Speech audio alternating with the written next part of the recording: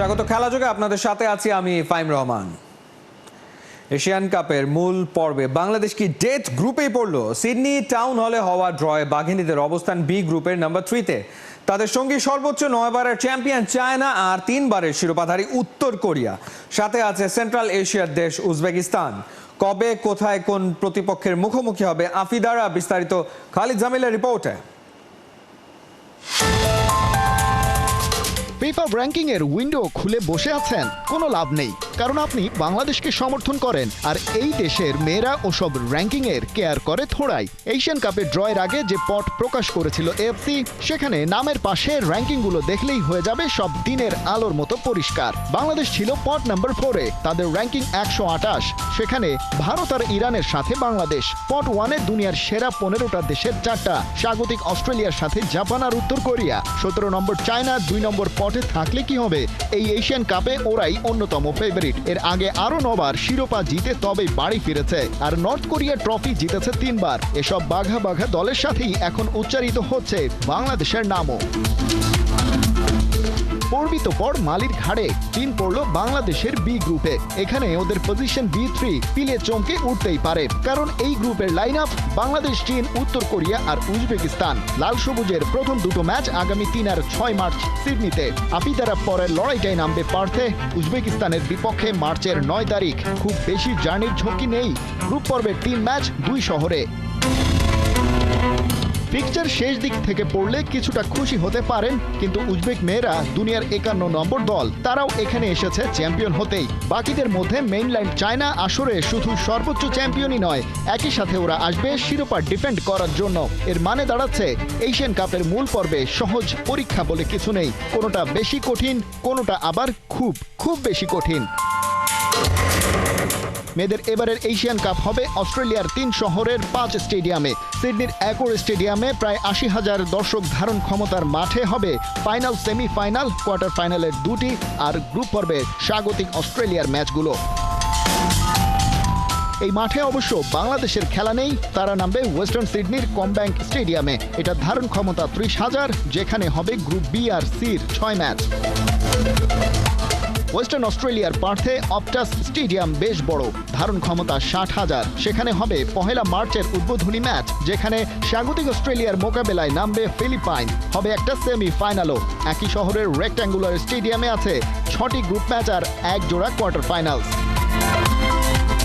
Sydney আর পার্থের বাইরে আরেকটা match venue north east অস্ট্রেলিয়ার কুইন্সল্যান্ড। গোল্ড কোস্টের সিবাস সুপার স্টেডিয়ামে গ্রুপ পর্বে 4 ম্যাচ আর 2টি প্লে অফের লড়াই। বাফুফে অপেক্ষায় ছিল নিজেদের ভেন্যু আর মেনুর। তাবিতাওয়াল আগে খেলোয়াড়দের জানিয়ে রেখেছিলেন, ড্র চূড়ান্ত হওয়ার পরেই প্রস্তুতির ছক কষা আর পরিকল্পনার বাস্তবায়নে নেতৃত্ব দেবেন সভাপতি নিজেই। থাকছে ভালো র্যাঙ্কিংধারীদের সাথে ফ্রেন্ডলি ম্যাচ আর অ্যাওয়ে ক্যাম্প। তার পরিকল্পনাতেই কোয়ালিফায়ার রাউন্ডে পিটার বাটলারের দলটা পেয়েছে দারুণ সাফল্য। এবারে সামনে তাকানোর পালা। প্লেয়ারদের সেভাবেই দিতে হবে ফ্যাসিলিটিস। বাংলাদেশ তো এখন চীন কিংবা নর্থ কোরিয়ার মতো রথী মহারথীদের বিপক্ষে খেলে। লাল সবুজের যে লেভেলটাই আলাদা। খালিদ জামিল, 71। লাল সবুজের জার্সির পাশাপাশি এখন ঘরোয়া লিগেও ফোকাস প্রবাসী ফুটবলারদের পর্যাপ্ত সুযোগ সুবিধা নিশ্চিত করে বসুন্ধরা কিংসে কিউবা মিচেল। এই তরুণ তুর্কির আসার মাধ্যমে এখন অন্যরাও সাহস পাবে লোকাল ক্লাবগুলোতে চুক্তি করার। তবে নানা রকম প্রতিবন্ধকতা উপড়ে না ফেললে জৌলুস বাড়বে না দেশের ফুটবলে। হাসান সজীবের রিপোর্টে বিস্তারিত। বৃষ্টিতে ভেসে গেল মাঠ, কয়েক মিনিটে সবুজ গালিচা কাদায় একাকার। নিশ্চয়ই আপনি চাইবেন না এমন মাঠে খেলতে নামুক কিউবা মিচেল। ইনজুরিতে থমকে যাক ক্যারিয়ার। তবে বাংলাদেশে যে এমনটা হবে না, সে গ্যারান্টি বা কে দিবে?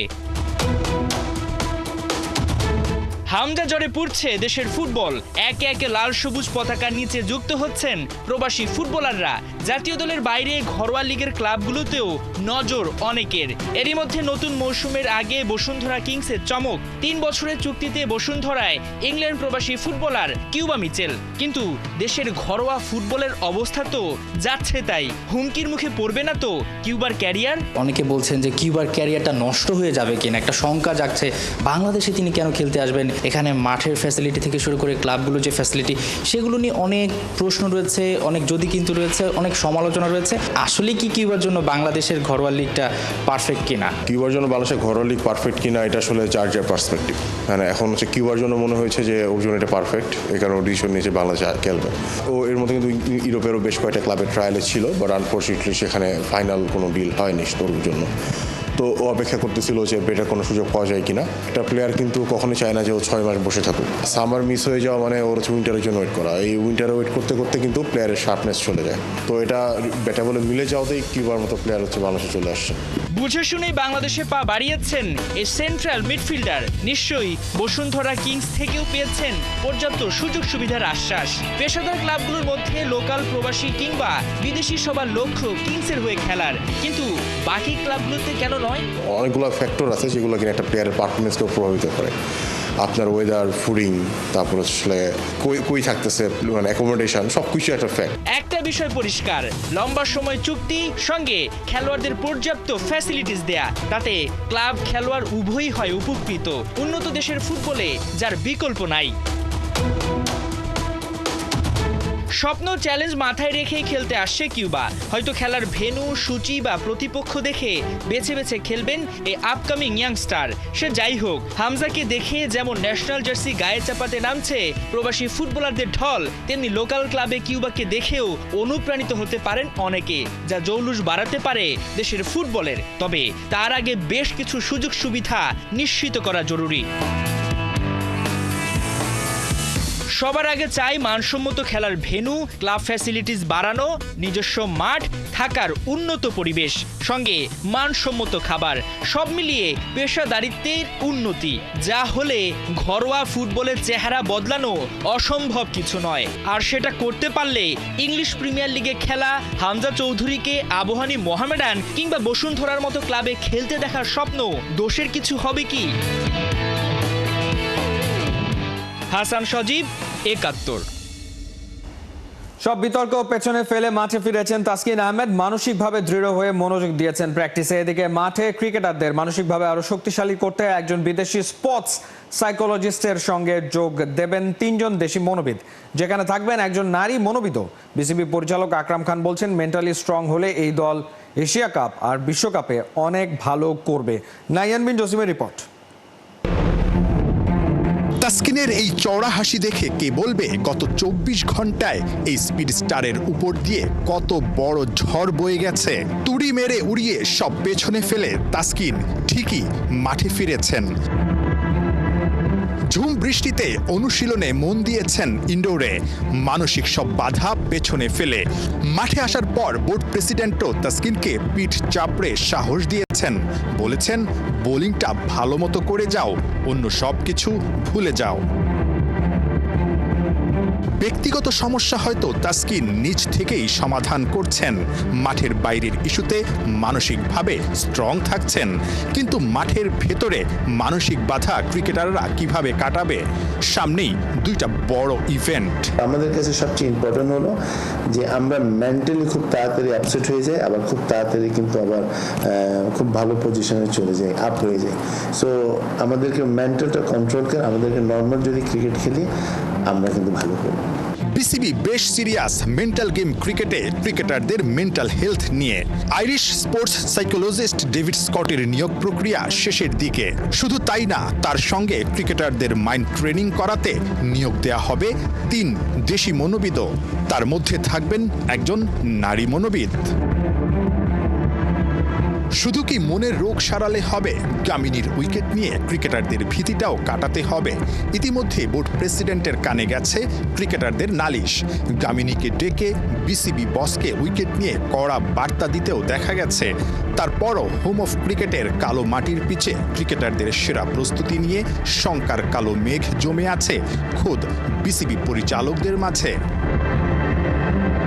যে আয়ারল্যান্ড, নেপাল যদি আসে সেখানে কিন্তু আমরা অবশ্যই বিপিএলে যে ধরনের উইকেট বানাই ওরকম উইকেটে যদি আমরা খেলাতে পারি, আমরা এখানে হারি জিতি সেটা ইম্পর্টেন্ট না, বাট আমাদের প্রিপারেশনটা ভালো হবে। আর যদি আপনি মানে উইকেটটা ভালো না বানান, আপনি সিরিজটা জিতলেন বাট আপনার কিন্তু এশিয়া কাপে কোনো কাজে আসবে না। সো এই জিনিসটা আমাদেরকে মাথায় রাখতে হবে।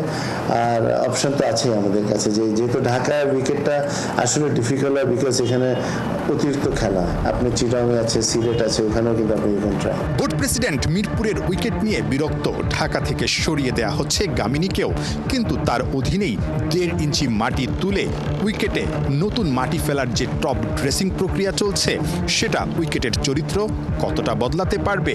এশিয়া কাপ, বিশ্বকাপের আগে মিরপুরে সেরা প্রস্তুতি নিয়ে সন্দেহটা থেকেই যাচ্ছে। নাহিয়ান বিন জসিম, ৭১। এশিয়া কাপে খেলতে রাজি হয়ে নিজেদের দেশে ব্যাপক সমালোচনার মুখে পড়েছে ভারতের ক্রিকেট কন্ট্রোল বোর্ড বিসিসিআই। কদিন আগেও সৌরভ গাঙ্গুলি থেকে শুরু করে ভারতের হেড কোচ গৌতম গম্ভীর কেউ পাকিস্তানের বিপক্ষে ম্যাচ খেলতে রাজি ছিলেন না, কিন্তু আসন্ন এশিয়া কাপে একাধিকবার পাকিস্তানের সাথে ম্যাচ খেলা লাগবে। তবে তাদের কেউ কেউ মুখে কুলুপ এঁটেছেন, আর গাঙ্গুলি তো বদলেই ফেলেছেন নিজের স্টেটমেন্ট। খালিদ জামিলের রিপোর্ট। টি-20 বিশ্বকাপের আগে এশিয়া কাপটা হবে একই ফরম্যাটে। প্রতিবারই ওয়ার্ল্ড কাপের ড্রেস রিহার্সাল হয় এখানেই, আর এশিয়া কাপের সবচাইতে হেভিওয়েট লড়াই ধরা হয় ভারত পাকিস্তান ম্যাচ। রেভিনিউ থেকে দর্শক আকর্ষণ সবকিছু মাথায় রেখে আয়োজকরা বারবার দুদেশকে ঠেলে দেয় মুখোমুখি লড়াইয়ে। এবারের ফিক্সচারটাও তাই। ওখান থেকে সাউথ এশিয়ার দুই প্রতিবেশী ভারত আর পাকিস্তানই যাবে পরের রাউন্ডে, তার মানে সুপার 4-এ। আর অঙ্কের মারপ্যাচে সেখানেও হতে পারে ভারত পাকিস্তান লড়াই। শুধু তাই নয়, দুদেশ একই সাথে উঠে যেতে পারে ফাইনালেও। তাতে বাড়তি রেভিনিউ, টুর্নামেন্টের এক্সট্রা মাইলেজ। কিন্তু পেহেলগামে ভয়াবহ হামলার পর কি বলেছিলেন সৌরভ গাঙ্গুলি? হিন্দুস্তান টাইমসের এই প্রতিবেদন সাক্ষী। বিসিসিআই এর সাবেক প্রধানের ভাষ্য, পাকিস্তানের সাথে ক্রিকেটীয় সম্পর্কটাই স্থগিত করে দিতে হবে। প্রতি বছর পাকিস্তানের এই সন্ত্রাসবাদ কোনোভাবেই মেনে নেওয়া উচিত নয়। এটা কোনো কৌতুক না।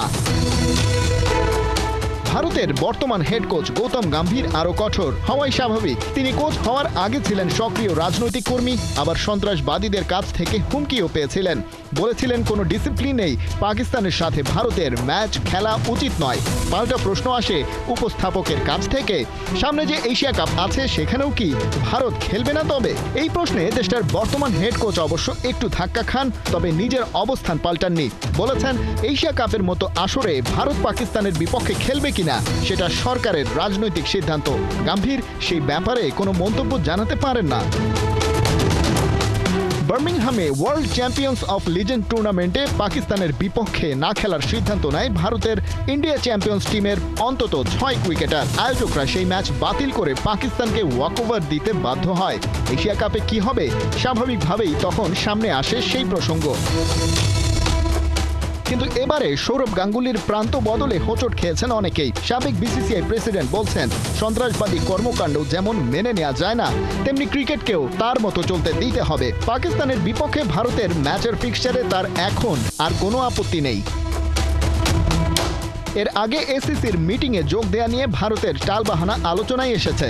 শেষমেশ ভার্চুয়ালি হলেও সেই মিটিংয়ে যোগ দিয়েছে তারা। বাকিদের সাথে মিলে সেট করেছে আগামী এশিয়া কাপের ফিক্সচারও। কোনো সমস্যা নেই। এমনকি ভারত সরকারের পক্ষ থেকেও আরব আমিরাতের মতো নিউট্রাল ভেন্যুতে পাকিস্তানের বিপক্ষে এশিয়া কাপ খেলায় কোনো আপত্তি নেই।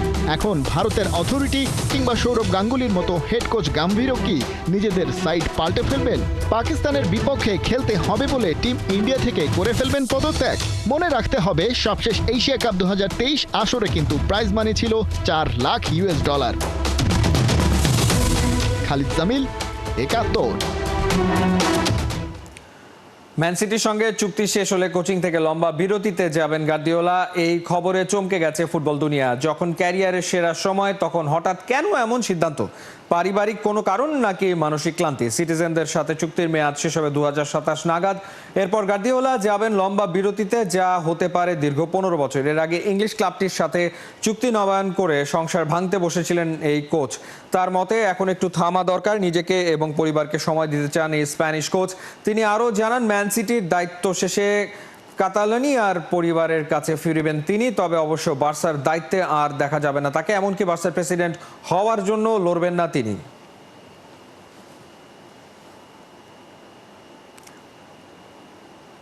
এই ছিল এই মুহূর্তের খেলাযোগে সরাসরি সংবাদ অনুষ্ঠান দেখতে চোখ রাখুন ৭১-এর ফেসবুক পেজ এবং সাবস্ক্রাইব করুন ৭১-এর ইউটিউব চ্যানেলে। ৭১-এর সাথেই থাকুন।